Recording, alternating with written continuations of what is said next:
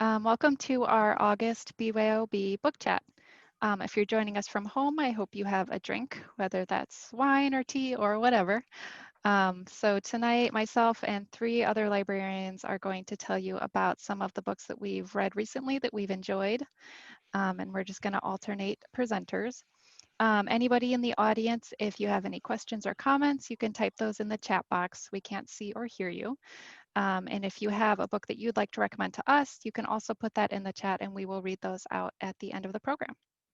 So really quickly, I will let you know who our presenters are tonight. Brenna, that's me. Chris, who also works in the adult department, and Heather and Tom are joining us from the youth department. So I'm going to go ahead and get us started with our first book of the night. It is The Guest List by Lucy Foley. And this book is a mystery that has just everything that I like to see. It takes place in Ireland, in this little tiny island off the coast. It's a locked room mystery, and that you know that somebody on the island did it, but you don't know who it is. And each chapter alternates between different characters. So the storyline is basically that they're at this island for a big celebrity wedding. It's a blogger and a reality TV star are getting married. And everyone at this wedding has a bit of a past and they've got secrets that they're hiding. And as the story goes on, you start to kind of learn what really happened. The unique thing here is that you don't know who the murderer is until the end, but you also don't know who has been murdered till the end. So it's kind of a double mystery. This one reminded me a lot of Ruth Ware's In a Dark, Dark Wood and Paula Hawkins' Girl on the Train. So if you liked either of those, you might want to pick it up. And once again, that is The Guest List by Lucy Foley. And I think Chris is up next. Unmute myself. Yeah, this was the Jane Austen Society by Natalie Jenner. It's set in Chawton in Hampshire in England right after World War II. And that is the town where in the early 1800s, Jane Austen lived until she died. And she was in a small cottage on the property of the Chawton House, which is sort of the great house, the family in that the aristocratic family in that little town. And her brother in history was actually adopted by that family because they had no heir. So that was why she lived there in a small cottage. So she had some support from her brother who had became the family there, and their name was Knight. So it reminded me of Knightley, you know, in Emma, if you've read any of Jane Austen.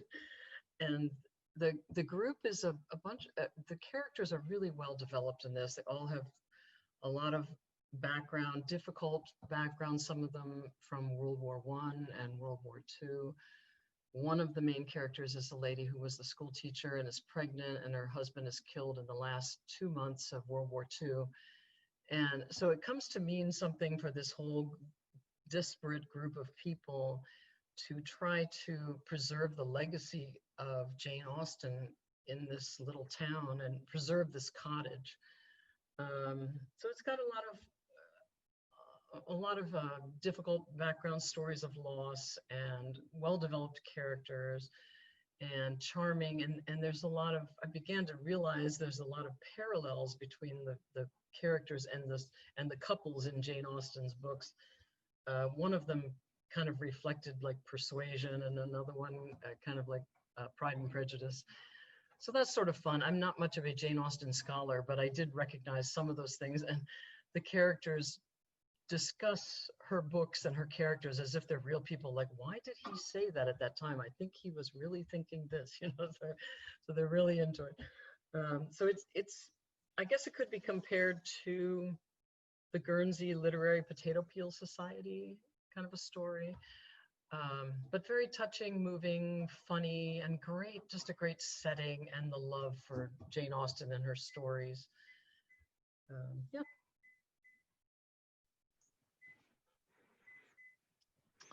Okay, this is A Trip to the Stars by Nicholas Christopher, adult fiction. Most people I know haven't heard of this author. I take comfort in that because he's a hidden gem, yet I rave about his work whenever I can. The book begins with 10-year-old Lauren, who's at the planetarium with his step-aunt, Alma. They're walking hand in hand after leaving the show when he gets jostled, lets go of her hand, and picks it up again. But when he looks up at her, he realizes that's not his aunt. Lauren is kidnapped. The rest of the book alternates viewpoints. With Lauren, he is whisked away to Las Vegas, where a long-lost blood relative, his great-uncle Junius Samax, affirms that it's best if Lauren stays with him and forgets his former life. At the hotel that Junius runs, it's there that Lauren learns much of the world through the revolving, unusual guests that stay there. The other viewpoint is Alma, and she's devastated by losing Lauren. After searching for him in vain, she begins a restless life, hopping all over the world, ever drifting and never quite content. She eventually learns to not be so guarded, but when another devastating loss encompasses her, she becomes reckless in the pursuit of finding anything worth meaning. Although they lead different lives after the kidnapping, there are coincidences and eerie ways how their lives are still connected. I find each of their viewpoints interesting, and when a chapter was done, I couldn't wait to see what the other person was up to. It's surreal, dreamy, and painfully beautiful. I highly recommend this book.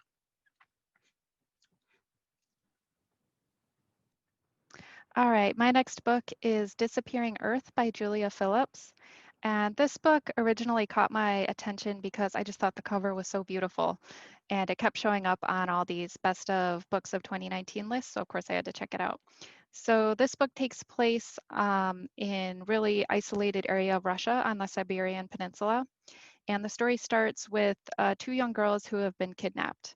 And each chapter that follows is a different person who's related to the kidnapping. So we hear from her mother, we hear from a witness, we hear from other people who might be following the story but aren't directly related. And the writing here is just so amazing. You really get to know these characters even though you only spend a chapter with them. It almost reads like a book of short stories in that way.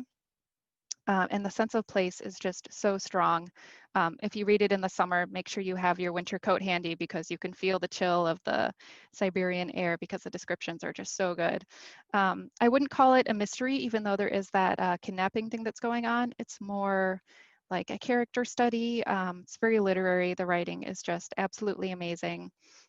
So if you like reading books that might help you learn a little bit about a different part of the world that are set internationally, you might want to check this one out. And that is Disappearing Earth by Julia Phillips. Yeah, this was a surprising book for me. So funny that I kept laughing till I cried on almost every page. So I thought I better talk about it. Uh, it's a young man who works for a charity, and his background is that his parents were both rock stars in the 1980s, and so he's sort of peripherally famous, and he gets the paparazzi taking pictures of him when he goes out to nightclubs and so on. And he had a bad experience. He's a young gay man, and he's had a bad experience with his last boyfriend, kind of selling him out to the tabloids. And so he's very self-deprecating, almost self-destructive and kind of insecure. So something happens that gets in the newspapers. He's on the street drunk or something, and he is about to lose his job with this nonprofit organization that raises money to save dung beetles. And the anyway, so he's the fundraiser for it, and there's losing donors because of his reputation. So he has a group of friends who are all very different couples and people that are very loyal friends to him. They decide they're going to set him up with somebody. It's sort of the fake boyfriend ploy, and that's used in a lot of romance stories. But in this particular one, they're very different. This other young man is a lawyer, and he has no controversy around him. And so it's a very cute story of their romance and their, not getting along and then changing and realizing that they get along. So if you would like a romance with sort of a different approach, and all about in the settings in London are wonderful and very funny. He's a very witty writer. You might enjoy this.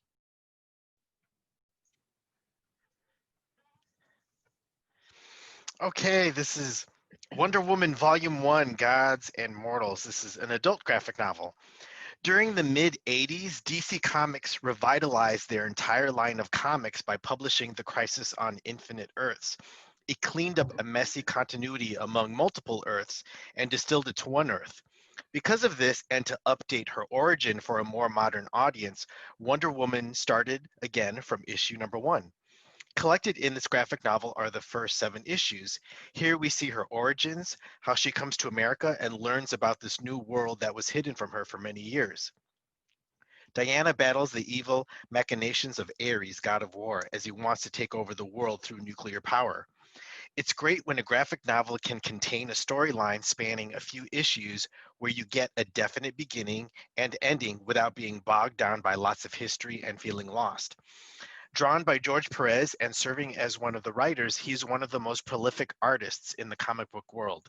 His depictions of Paradise Island and Olympus are breathtaking. If you've ever been curious about Wonder Woman in comics, this collection is a great way to read her. Thank you.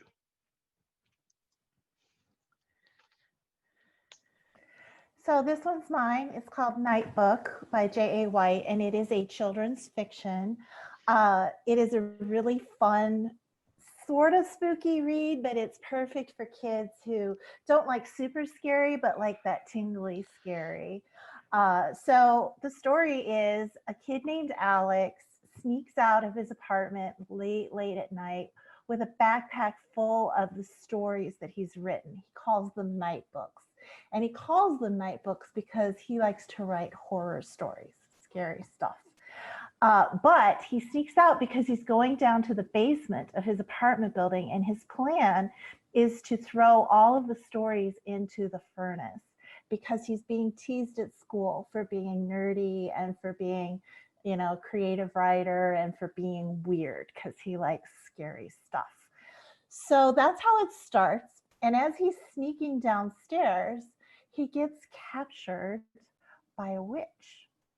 And in his apartment building, she lures him in, and he's stuck there and imprisoned there. And the most fascinating part about this is she's a very modern witch.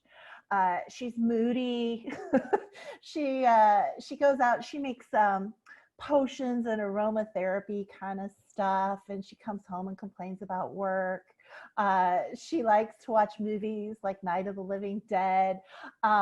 She really likes mashed potatoes. So the witch is a character that is very interesting. She's also very scary because she's very volatile. So she doesn't know what she's going to do with Alex, but he basically convinces her to keep him around if he reads her a story every night, just like Arabian Nights and Scheherazade. So she's not going to kill him or do a spell on him as long as his stories are good. So he meets another prisoner. Her name is Yasmin. She's been there longer than Alex, and she's the witch's servant. She cooks. She takes care of all the noxious plants and all the scary stuff. And together, they have to figure out how to survive and how to eventually, hopefully, maybe escape. So I'm not, no spoilers here, but it's a perfect book for, I would say, 9 to 12-year-old kids.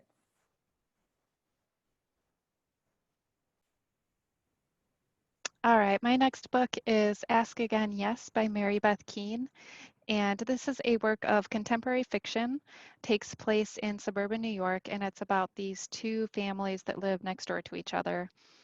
Both of the fathers of the families are police officers, and the two youngest kids, boy and a girl, are just best friends from the time that they're really young. But these families do not get along. They've had a lot of run-ins, a lot of fights, and one night there's this really dramatic event that happens that kind of changes the course of their lives for quite a while. I'm not going to give away what happens because I don't want to spoil it for you. But this book is really well written. If you like books that alternate between different perspectives, it might be one that you want to pick up. There's also a lot of discussion of dysfunctional families, a little bit of mental illness, suburban drama. It reminded me quite a bit of The Dutch House by Anne Patchett and Little Fires Everywhere by Celeste Ng. So if you liked those, it might be one that you want to pick up. And I've been discussing this one quite a bit lately because it's our September book club book. So if you like it, or you don't like it, or you just want to come in and tell me about it, we're going to be meeting on Zoom on September 10th, and I hope I can see you there. So once again, that is Ask Again Yes by Mary Beth Keene.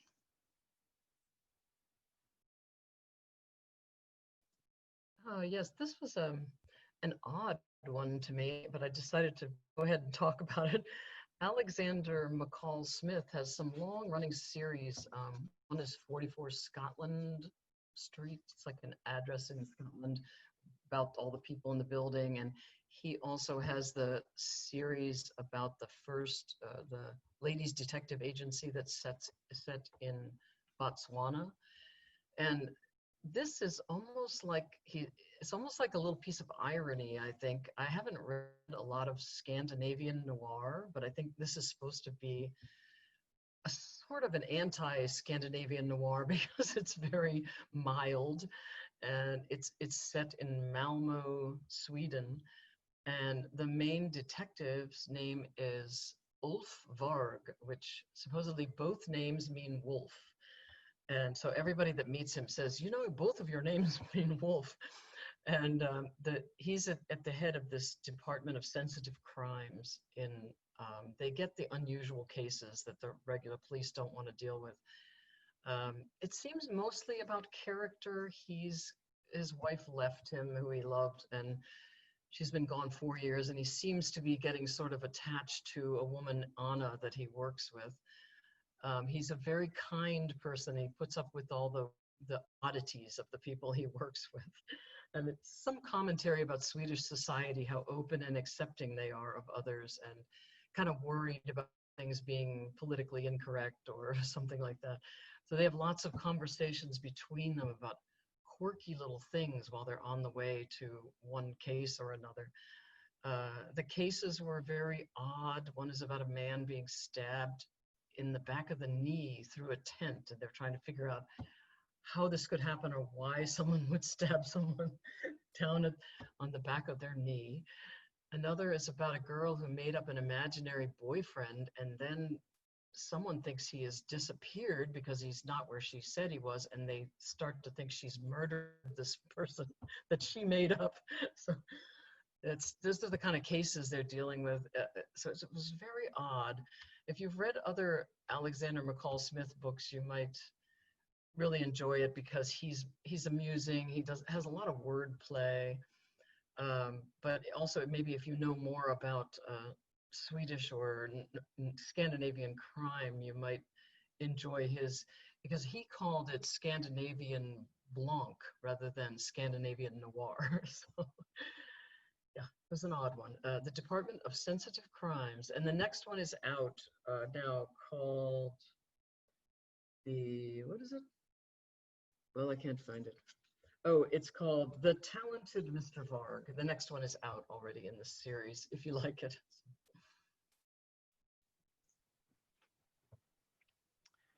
Okay, my next recommendation is Snapdragon by Kat Leigh. This is a juvenile graphic novel. Kat Leigh Snapdragon is a magical realist graphic novel about a young girl who befriends her town's witch and discovers the strange magic within herself. Snap's town has a witch, at least that's how the rumor goes, but in reality, Jax is just a Crocs-wearing, internet-savvy old lady who sells roadkill skeletons online after doing a little ritual to put their spirits to rest. It's creepy, sure, but Snap thinks it's kind of cool too. They make a deal. Jax will teach Snap how to care of the baby opossums that Snap rescued, and Snap will help Jax with her work. But as Snap starts to get to know Jax, she realizes that Jax may in fact have real magic and a connection with Snap's family's past. I thought the characters in this, they're very endearing. A supportive mom. Snap has a friend, Lou, Lou, who transitions to Lulu, Lulu, and it's not a big deal amongst any of the characters, which is great. Also, there's an elderly queer interracial romance, which is wonderful to see in a juvenile graphic novel. I'd say this is geared towards 5th to 8th graders. Again, The Snapdragon by Kat Leigh.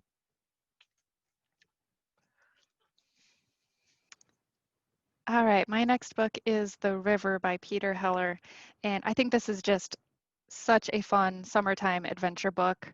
So the main characters here are Jack and Wynne, and they are two college students who are on their summer break, and they decide to do a canoeing trip up in the wilderness of Canada, super isolated area. And they're just kind of spending their days canoeing down this river, foraging for their food, enjoying the stars, all that good stuff. But then two things happen that really build the suspense in this story. So first of all, there is a wildfire in the woods around them, and they can see themselves approaching it on the river, and they kind of have to make this choice. Are they going to keep rowing and try and reach a lake that'll provide them a little bit of security from the fire, or are they going to turn around and try and row upstream?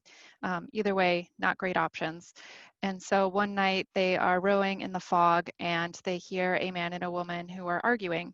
And they can't really find them or tell where it's coming from because the fog is so thick, but it is unusual because they haven't seen other people for days.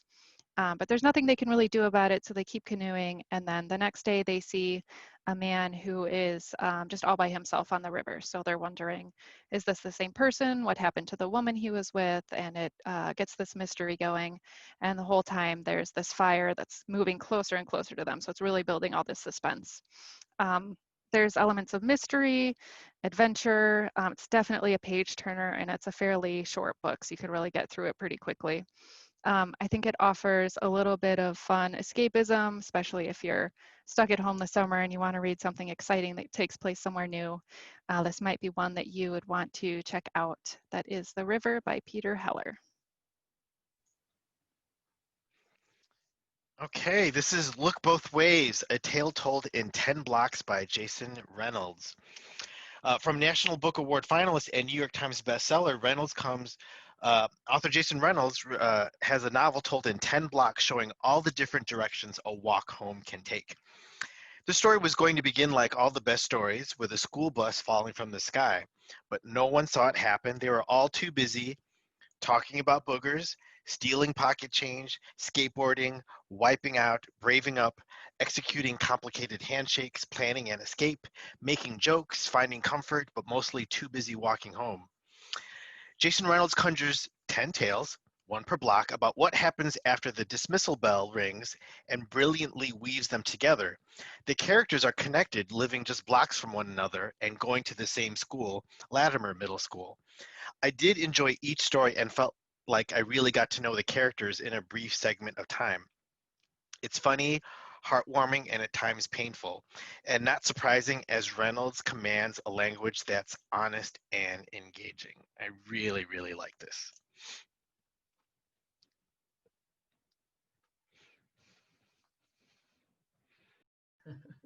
Sorry. Yeah, this is the first in a series. I just read the second one and thought maybe I should go back and talk about the first one, but they're both very good. They're set in London at the end of World War II, and sounds like a romance, but it isn't really. It's a mystery series, and these two women who both have had kind of very difficult experiences through World War II start a marriage agency together, and it's called the Right Sort Marriage Bureau. And one of the women was in the clandestine covert intelligence and became very disillusioned with it, and had also a relationship within that setting and just wanted to get away from it after the war. But she's got some skills. And the other woman had a child with her husband who went to war and died over there. And she fell apart so much that her husband's part of a very aristocratic family. And because she fell apart, they put her in a sanitarium and took custody of her son. She's sort of pulled herself together. And this is all before the book starts. This is kind of the background of those two women. And so she's sort of trying to build some independence and show that she's stable enough to get custody back of her son. And yeah, so it's very, very meaningful characters. And the two main people, that poor one lady falls apart and cries all the time. But their business is kind of getting going. They're doing well in terms of their different abilities they bring to it to match people up. And but this one couple that they match up, the man is murdered, and it looks like they're blaming the woman that they matched with him, and it's sort of going to bring their business down. So they jump in to try to investigate and figure out what actually happened, because they don't believe that that woman killed the man, that both of whom were their clients. And so that's the beginning of it. And it's fun and funny, a great setting and time period, and also just a great insight into the experience of loss and difficulty that people went through in that time period. So yeah, that one is called The Right Sort of Man. And the second one is called A Royal Affair. And they're both very well done. That's by Alison Montclair.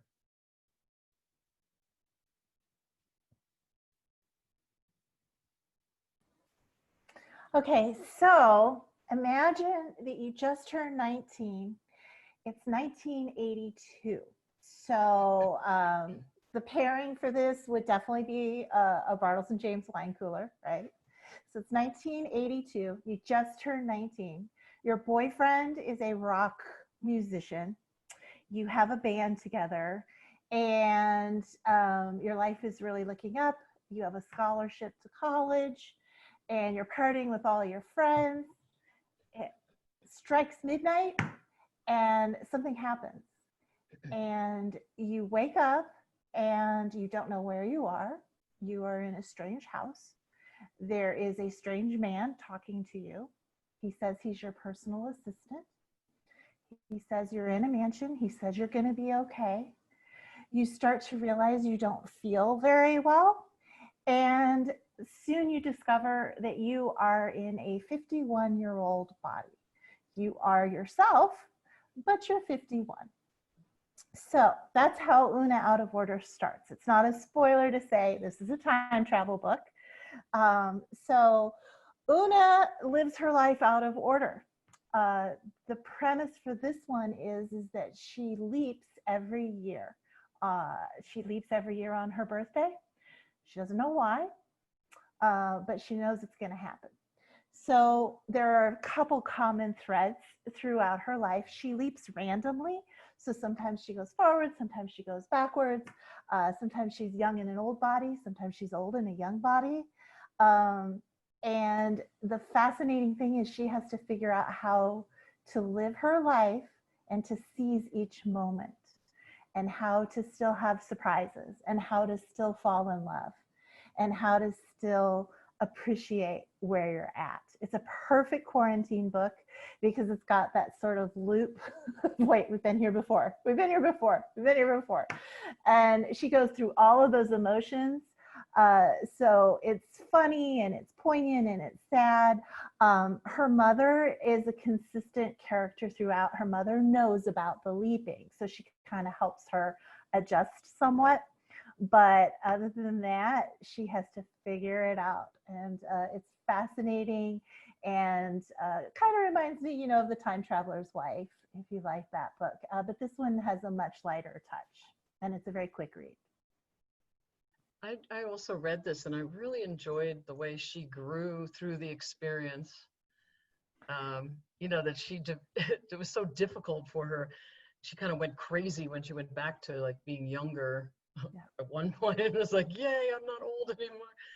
Yeah, it's so much about personal growth and development. Yeah, absolutely. And she tried leaving notes for herself so that she would find when she went to each new age, you know.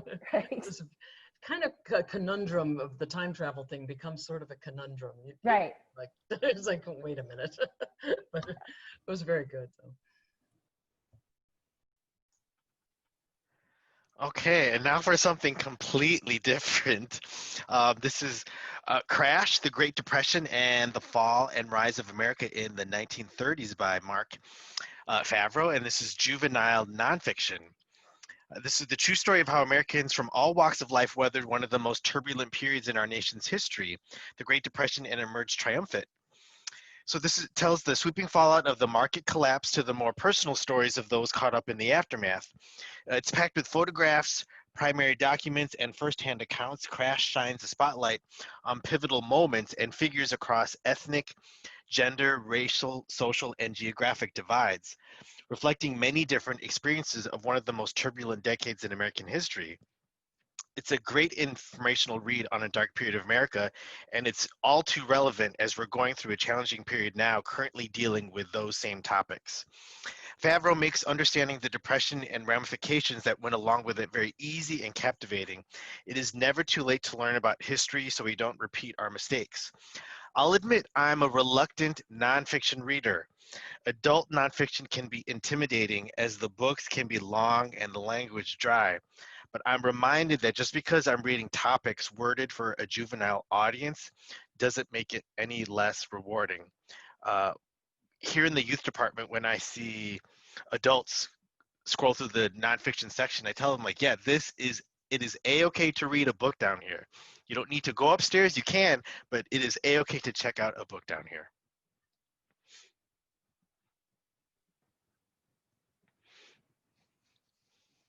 All right, this is our last book of the evening. It is Shiner by Amy Jo Burns.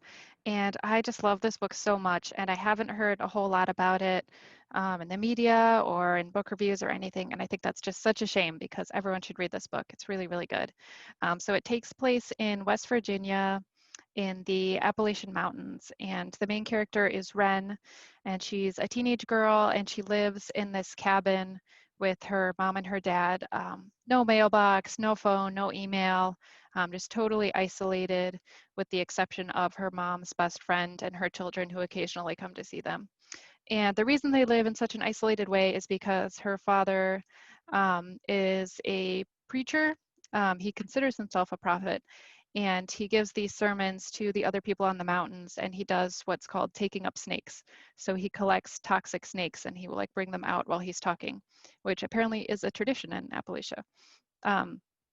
But as Wren gets older, she's starting to realize maybe her parents don't have her best interests in mind. And then tragedy strikes and she's kind of forced to grow up and make these decisions and figure out how she wants to live her life. This reminded me so much of Where the Crawdads Sing because of that kind of isolated setting and girl growing up on her own trying to figure out what she's doing. So if you liked Where the Crawdads Sing, you may like this one as well. That is Shiner by Amy Jo Burns. And we have not heard from anyone in the chat tonight, which is fine. So we will skip what the audience is reading. And that is actually all we have for the evening. So thank you to our presenters and thank you for everyone who come. Oh, we do have one in the chat. So Jesse's saying must read is Invisible Women by Caroline Criado Perez. It's a revolutionary book to switch people's minds about how women are perceived in society. I totally agree. I've read that book and I love it and I recommend it all the time. Thank you for that recommendation. On that note, I'm going to call it a night. Thanks everybody, and we'll see you next month.